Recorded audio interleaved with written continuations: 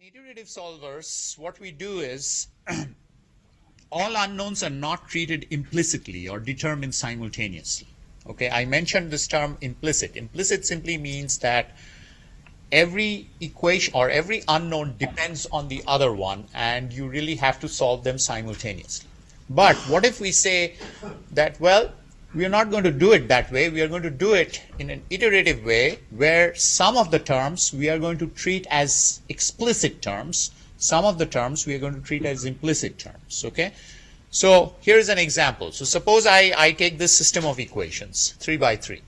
Okay, one of the things I could do is I could follow this kind of an algorithm. I could say, okay, guess y and z in equation 1.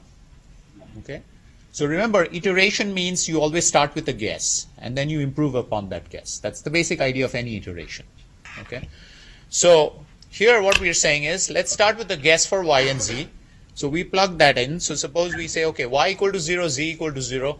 Let's solve for x from the first equation. Then we are going to plug that solution of x into the second equation. Still keep the guess of 0 for z and then solve for y. Okay, and then take that, the solution of x and y, plug it into the third equation, solve for z. Okay, and then we'll keep repeating the process until these equations are satisfied to some level of tolerance, until convergence. And we've already defined convergence when we did Newton's method. Basically, the way we monitor convergence is that we want to say that we want to make sure that the equations have been satisfied. Okay, so that could be a simple iterative process, and this is something we use many times in engineering analysis. For example, in our undergraduate classes, sometimes we get a set of 3 equations and we do a couple of iterations and the professor says, okay, for your homework, just do 2 iterations and you can stop. Okay, so that's the basic idea. Now, here's the exact answer for that system. All right, if we do that, this is what you get. You get, so I started with, as you can see, guesses of 0, 0, and 0. Okay, and here are the residuals of the 3 equations, R1, R2, and R3. And this is the L2 norm. So with 0, 0, 0, I start with an L2 norm of 14 about. And by the time I've done 10 iterations, my L2 norm is down to about 10 to the minus 4. Okay, my equations, individual equations, as you can see, they have been satisfied quite well. Okay, and my solution is pretty close to 1. Okay, and if you plot the L2 norm, then that's what it looks like. So in about 10 iterations, I have gone down by 6 orders of magnitude. Okay, so that's what happens. Now the problem is, this particular problem converged, but is the convergence guaranteed? That's one question we have to answer. That can we guarantee convergence with this kind of an iterative scheme? Number 2, can we alter the rate of convergence? Is it enough that we are getting this to converge in 10 iterations? What if we use million equations? Will this still converge in 10 iterations, or will it require 1 million iterations? What will happen? Is it a scalable process? Okay, remember, we are not doing this with the goal of solving 3 by 3 systems of equations. We are doing this based on the fact that we can't use Gaussian elimination for large systems. So our target are large systems. Okay, this is just an example. So if this doesn't work for large systems, then what's the point of even doing it? All right. So that's what I'm saying. For large matrices, the number of iterations could be humongous. We don't know. If it's still 10, then that's great. That's what we ideally want. Okay. So that's why, you do a lot of research on these iterative solvers. And as you do your homeworks, okay, that I assign you on these, you will see how difficult it is to get scalability. Okay. So here's the thing. The holy grail of numerical methods is, if I solve 10 equations and this converges in 10 iterations, if I solve 100 equations now, I also want it to converge in 10 iterations. Okay? If I solve 1,000,000 equations, I also want it to converge in 10 iterations. What would that do? That would make my solver exactly scalable with the workload. Workload meaning For one equation, if I do one calculation, for 10 equations, I'll do 10 calculations. For 1 million equations, I'll do 1 million calculations.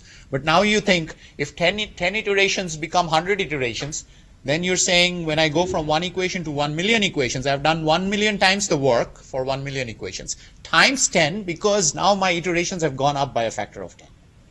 Okay? That immediately makes it non-scalable, a problem. So all the research that people do in developing iterative solvers for numerical computations, that's really the goal. When I double the mesh size, by what factor does the number of iterations go up? You can't avoid actually the number of iterations going up. You will see that. Okay? There's only one method that goes close to that. But most methods will not do that. But then the question is, what is that factor? Is it a factor of 4? Is it a factor of 2? What is it? Okay? And that's where, you know, people pay big bucks to develop and buy solvers that really get that for you, that scalability. Okay? If you ever try to publish a paper in this area, okay, let's say in any journal, and let's say you developed a great solver and you say, okay, I have 1 million nodes and I solved this problem in 3 seconds. Okay? The reviewers are immediately going to say, that's great, but show me what it does in 10 million with 10 million cells. If you can show me that it also converges in the same number of iterations, so instead of 3 seconds, it takes 30 seconds, you know, exact 10 times scaling because of the increase in workload by 10, then we will say you have the best solver in the world. Otherwise, your paper is rejected. Okay, so that's really the issue here. So what we will do is we will start with something very, very simple and then build up from there. Okay, so a couple of points to note. Gaussian elimination, which is fully implicit, all the variables are treated simultaneously, requires no iterations essentially, or one iteration, you can think of it. Okay, you just solve the system and your answer is there. You're not doing this over and over again. So ideally, it's great, but the problem is each iteration is so expensive that it doesn't matter. Okay, so ultimately, this is what you have to think about. Okay, what really matters is the CPU time. So we have iterations times cost per iteration. What is that total product? Okay, if I devise a solver or an iteration scheme which, you know, is very, very expensive, takes 15 minutes per iteration, and my solver takes 10 iterations, that's no good because the whole calculation still takes 1.5 hours. Okay, so there's a compromise that comes into play, the cost per iteration and the total number of iterations.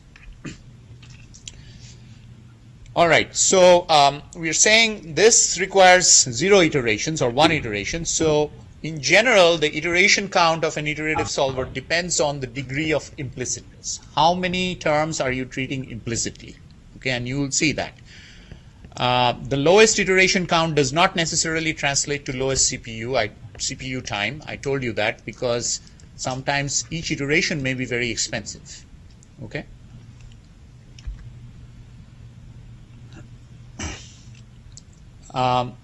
Another way to think about it is that when we have more implicitness, okay, so here's the thing. So suppose I have 1 million equations, all right?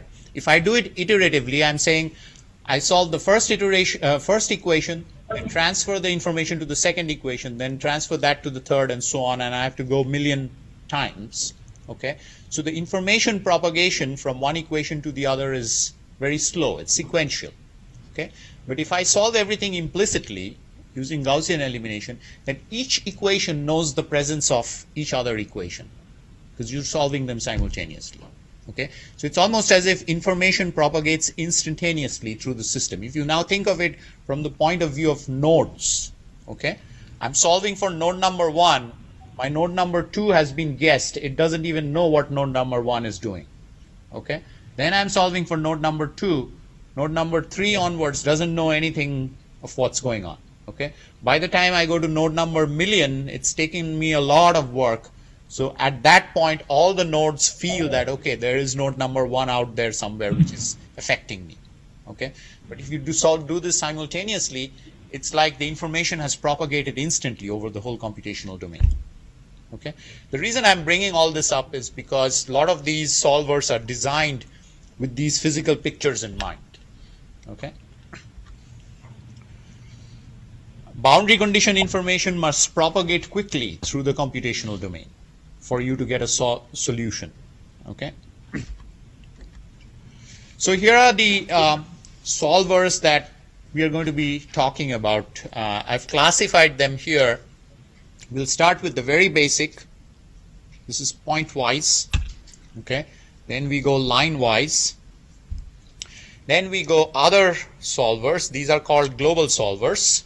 Okay, there are two main ones we are going to discuss in this class: method of steepest descent and the conjugate gradient method. Okay, these solvers are also known as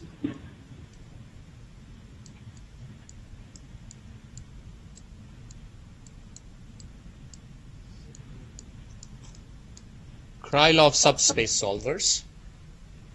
Okay, these solvers are referred to as classical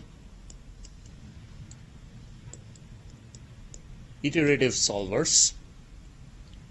Okay, and then finally we get into something that's completely different in philosophy than either of these two, and in fact it can combine some of these solvers, and that's the multigrid method. And in this class we'll only talk about the geometric multigrid method. Okay, so that's going to be our sequence of operations. So you can see how this is going to go. So today's class I'll talk about these two, then next class I'll talk about these two, well I think only one, and then maybe some of the Stone's method, and so on. So approximately 4 to 5 lectures will go into this. All right. Any questions so far? All right, let's talk about the Jacobi method. This is the most basic iterative method. Okay. So here's our difference equation. I'm writing this in terms of the ij index because in these pointwise methods we are not going to set up a full matrix and solve it anyway. So why even bother to transfer I and j to k? Okay. So another way of writing it is that we've talked about this. So I can rearrange that equation, okay, and write it as this term equal to everything else. Okay, that's what I've done there. So you can see I've popped all the neighboring terms, I plus 1, I minus 1, j minus 1, j plus 1 to the right hand side of the equation. Okay, why am I doing it? I'm now going to pretend as if those terms are known. Okay. Now, of course, for the boundary nodes, you will derive similar equations. All right, but we're not dealing with that here. So the first step is you start with a guess for all values of phi at all nodes. Okay. Iterative methods, as we said, always require a guess, and you start with a guess.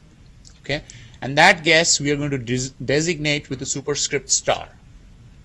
Okay. So if any of the boundary nodes have Dirichlet boundary conditions, then use the boundary value as the guess. In other words, suppose I say phi is equal to 0 at this boundary. Don't start with the guess phi equal to 100. That's only going to throw off your convergence. Okay. You're much better off starting with whatever value is given. That makes sense. Then you use that formula that we derived in the previous slide, this one. Okay. You use that to update your value for phi at all nodes. So what are we doing here? On the right hand side of this equation, we are using all these guessed values. Okay. And we get a new value for phi at every node. So we are scanning through each node. Okay. Let's say we have Dirichlet boundary conditions on all 4 sides. We're going to leave out the boundary. So we are going to start with the first interior node. At that node, we're going to use this formula to calculate a new value. Then we move to the next node and calculate a new value. Okay? And so on, and until we have scanned all the nodes. All right? That's the basic process. It's very simple. And notice that on the right-hand side, we are always using the old guessed values. Now, one point to note is, so suppose I have, let's say this is my mesh. Okay, and I'm going this node, then that node, then that node, then that node. By the time I arrive at this node, I have already updated values for these three, but I'm not going to use that in the Jacobi method. I'm still going to use the old guess that I started with. Okay, that's why all the terms on the right hand side have the superscript star. Okay, so keep that in mind, that in the Jacobi method, even if you have a more updated value available to you, you do not use it. Okay. Step 3 is you calculate your residual. Okay, so you've updated all the values. Now the question is, do these updated values satisfy my governing equation that I set out to solve? Okay, so you have to test that. All right, and so you calculate your residual and then you check for convergence. So the way to calculate the residual is you simply take this equation for each node, okay, with the Sij transferred to the other side of the equation. Okay, so this quantity, this is your Rij. You calculate that, you square and add it, and take the square root, and that's the residual. Okay, now sometimes what I find students do is they use this equation in this form to calculate the residual. No, that is not right. Why? Because the units, for example, of this equation are quite different from the units of this equation. This is what you set out to solve. Okay, so therefore you should take the residual of this equation, not the other equation where you have divided through by 2 over delta x squared and 2 over delta y squared. That changes the units of the equation completely. So if you calculate the residual based on this, if your residual is 1, when you do it the other way around, your residual may suddenly become, the starting residual may suddenly become 1000. Okay, and what often happens is, I ask you to compare different methods. In one method you do it this way, in the other method you do it the other way, and all of a sudden you find that the two methods have different starting residuals. And then I have to tell the student, why are your residuals starting at different locations? Did you not use the same initial guess? And he or she might say, yeah, I used the same initial guess. And then we have to look in the code to see what happened. Okay, and invariably we find that he used a different equation for calculating the residual. Okay, so make sure you always use this equation to calculate your residual, no matter what method you use. All right. Okay, so you calculate your residual and then you check for convergence. And if it is not converged, then you repeat steps 1 through 3 until convergence. Okay, actually this should be steps 2 through 3. Because 1 is your initial guess. You don't need to do that anymore. Okay, so you repeat the update process and step 3, monitoring of the convergence, and keep doing it until the whole thing converges. Very simple process.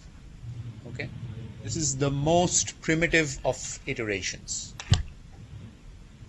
It's called the Jacobi method. Any questions? Some of the salient features of the Jacobi method. You need to store 2 values of phi at all times. As I said, you can't mix the updated value with the old guessed value. Okay? Because the right hand side has old guessed values, the left hand side has all updated values. Okay? So make sure you have the phi and phi star as separate arrays. Don't mix them up. Number 2 is that the convergence does not depend on the pattern followed in sweeping through the nodes. Why? Because we are always using old guesses for the right hand side. So it doesn't matter whether, I update this node first or that node first. It's always using the old guesses for the neighboring nodes. Okay? This method is called one-point implicit because everything around that node I'm treating as explicit.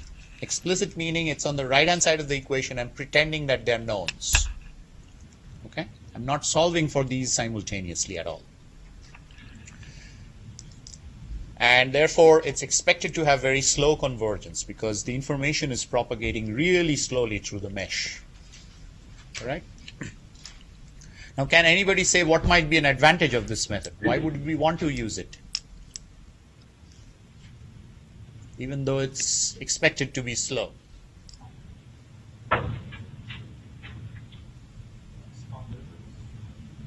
Well, convergence is expected to be slow. That's what we're saying. But why would we still want to use it?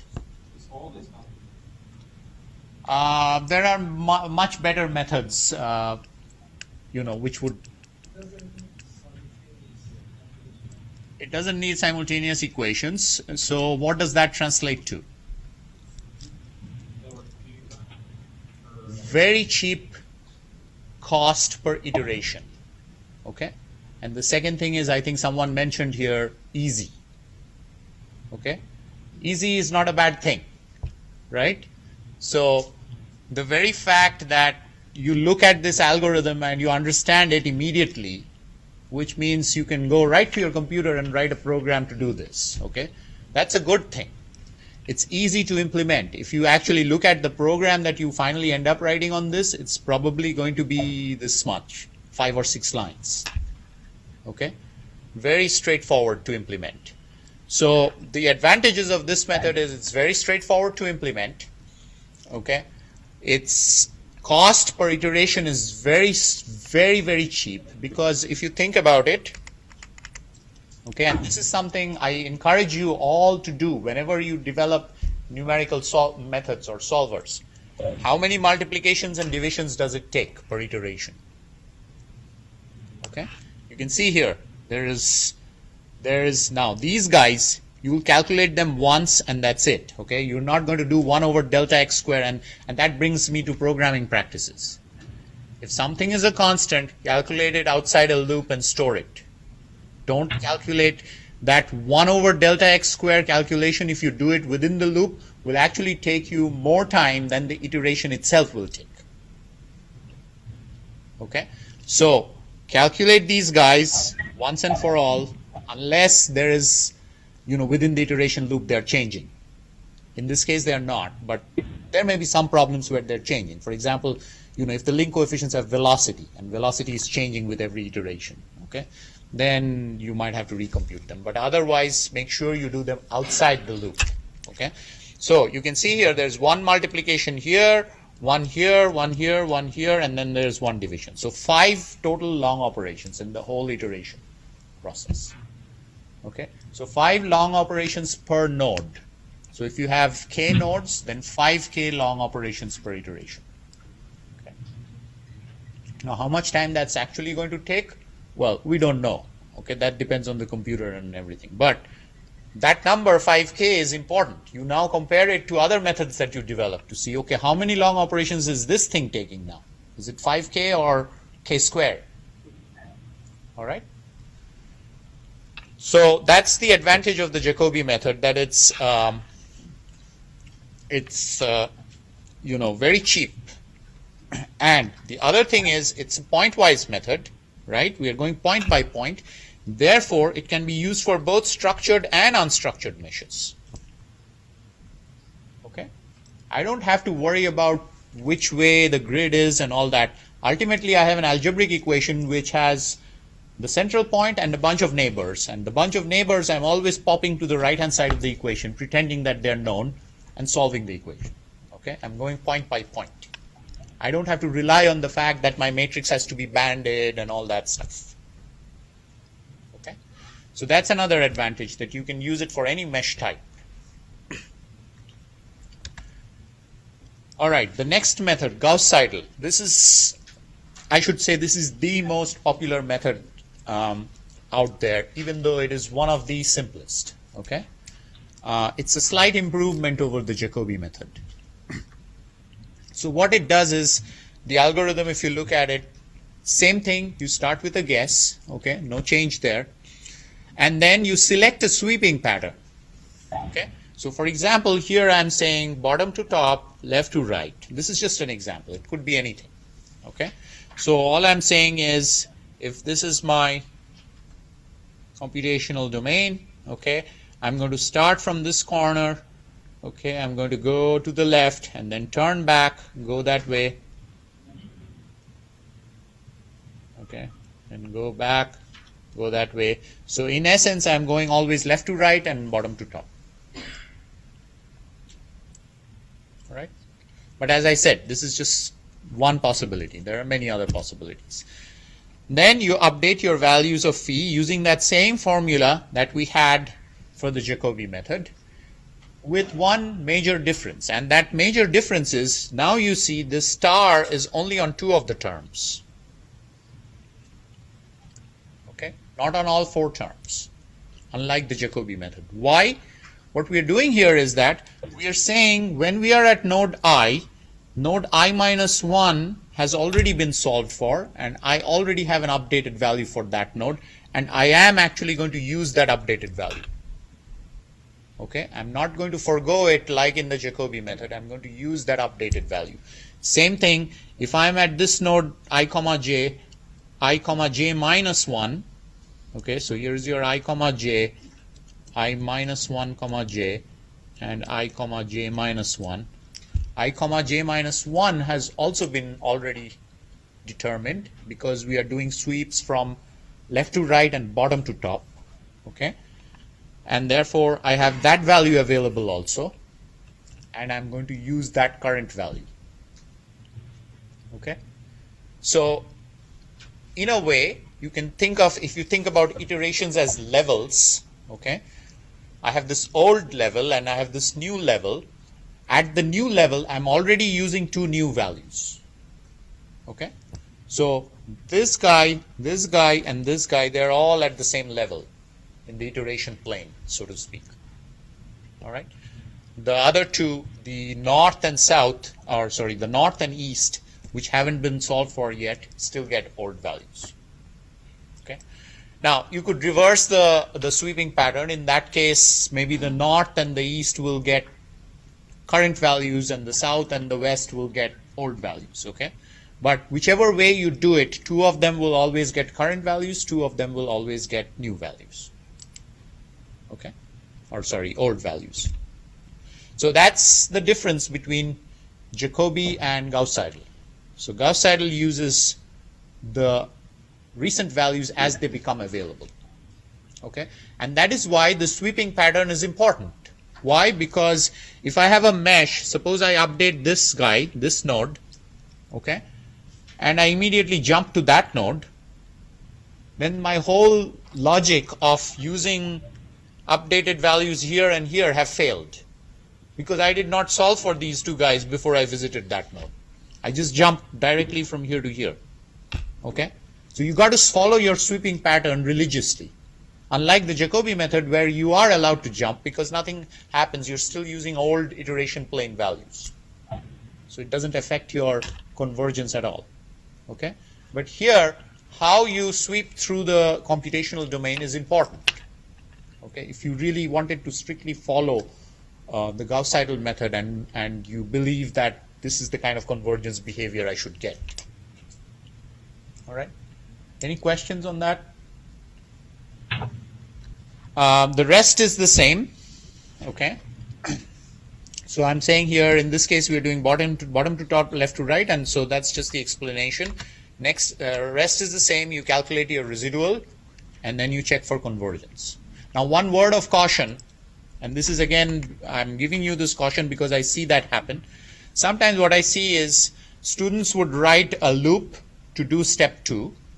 Okay, so you would loop over all the I nodes, J nodes, execute step 2.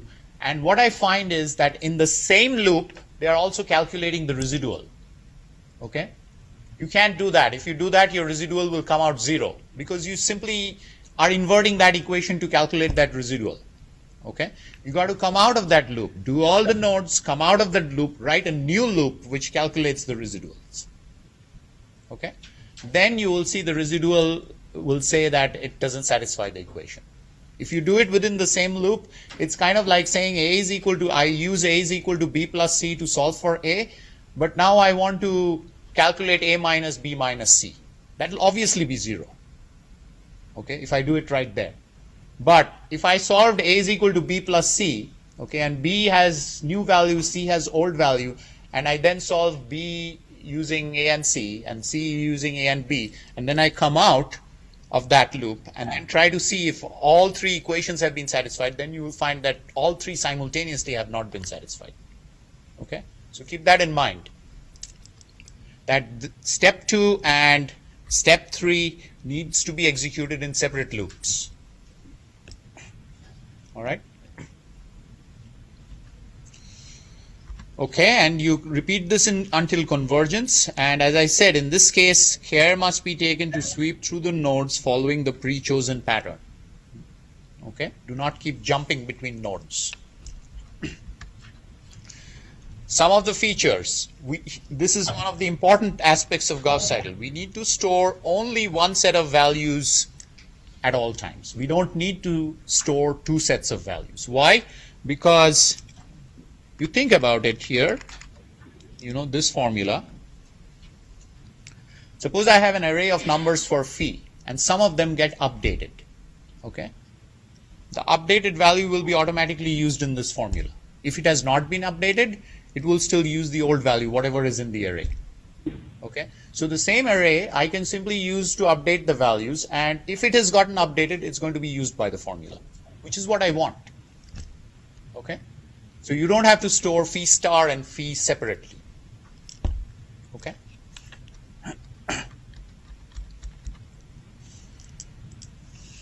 The convergence depends on the pattern followed in sweeping through the nodes, and that is why it is important to stick to the pattern.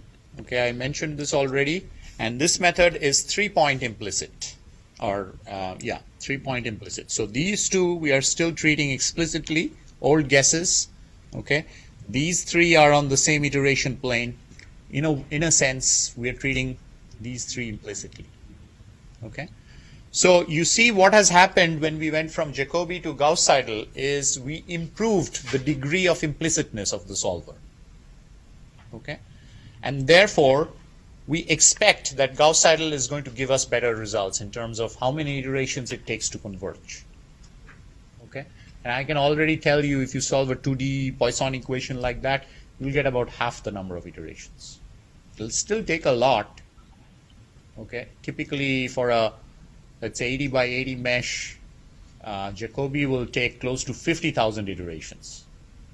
Okay, but Gauss-Seidel will take about half of that, 25,000. And the cost per iteration is almost the same, as you can see. Okay, I mean, it's the same formula you're using, right? So still 5K operations per iteration. So which means your CPU time has gone down. Okay. Now, in the homeworks that I assign you guys, you know, I ask you to tabulate iteration numbers when you compare different solvers. Okay, I generally don't ask you to tabulate CPU times. Okay, and there's a reason for that. One reason is that, first of all, if you want to tabulate CPU times, you have to make sure that you are always working on that same computer every time. Okay, which is sometimes not easy for you guys. You know, sometimes you're using a lab computer, sometimes your own laptop or whatever. And believe it or not, it also depends on the state of that computer. What else is it doing? Okay, my laptop, I have found, when I plug it in with a charger versus when it's running on battery, it gives me different CPU times for the same problem. Okay, so those are the kinds of tricky issues that come into play when it comes to CPU time. I mean, that's even without taking into account the fact that when you compare CPU times, you have to absolutely make sure you have a very streamlined code. Okay, I mean, I can write a Gauss-Seidel code which will be so lousy that it will take hours to run, and I can write a very efficient Jacobi code. Okay, and so that's comparing apples to oranges. So that's why, even though CPU time is really the bottom line, is what we really want to improve on, it's not always easy to compare the CPU times unless you are really, really careful with what you're doing. Okay, So for the homework problems and so forth, I say, okay, show iteration numbers, but you are always encouraged to do the other half, which is computation of the, or recording of the CPU times, and record that also. Because ultimately, you know, when you look at that, you see some interesting features. For example, you will find, oh, Gauss-Seidel took half the number of iterations, but it's actually taking still 75% of the CPU for Jacobi, or even 80%. Why is that happening? Okay. And honestly, that sometimes also happens, and that again has to do with, see, these are things that we mechanical aerospace engineers, we don't worry about. Computer scientists worry about these things more.